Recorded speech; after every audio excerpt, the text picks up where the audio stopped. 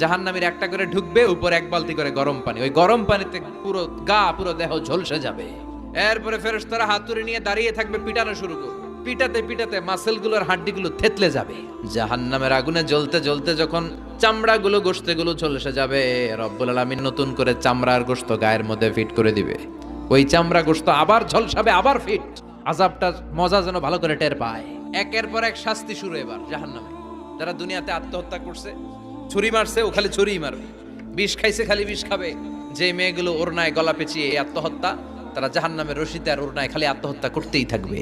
যারা স্মার্টফোনের ভিতরে ইন্ডিয়ান নায়িকাদের কোমর দোলানো ডান্স দেখেছে, অশ্লীল ভিডিও দেখেছে, জাহান্নামের গরম শিক চোখের ভেতরে ঢুকিয়ে দেওয়া হবে।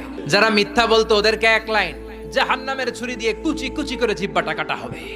অন্যের জমি মেরে খেয়েছে এরকম ডাকাই তাছাড়া নাই, 7 জমিন ওর কাঁধে তুলে দেওয়া হবে। এবার কারে কর, গিবত করে চগল খড়ি আছে না নাই?